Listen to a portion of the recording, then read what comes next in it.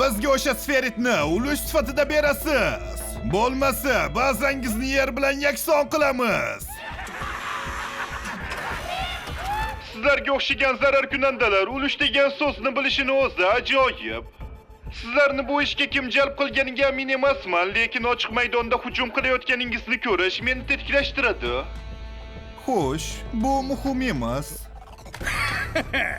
Biz adolatli jang qilishni yaxshi ko'ramiz. Ha, to'g'ri. Biz shunchaki chalg'ityapmiz. Bir qancha yigitlar allaqachon ichkariga kirish yo'lini ochyapti. Katta gaplarni bas qiling, xonim. Agar bazangizda yana bir teshik bo'lishini xohlamasangiz, sferitni topshiring.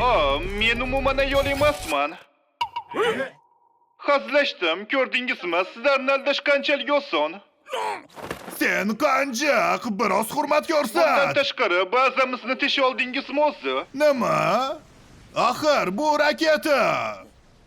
Nima? Xo'y. Yigitlar, bu yerda nima qilyapsizlar o'zi? Men ichkariga kiryapsiz deb o'ylagandim. Biz nima qilsak ham binoga umuman zarar yetkaza olmadik. Kirmoqchi bo'lsangiz, sizlarga ruxsat kerak. Xonasiga qamalib olgan yengilmas introvertdan. Ular yana bizga hujum qilishyaptimi?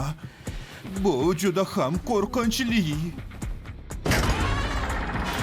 Uzr so'rayman, lekin sizlarda bunday ruxsat mavjud emas. Shunday ekan, shunchaki sizlarni yo'q qilaman. Xo'sh, bu nima bo'ladi? Menga eng yaxshi zarbangizni bering. Xonimcha, o'zing buni so'rading. Mana ol!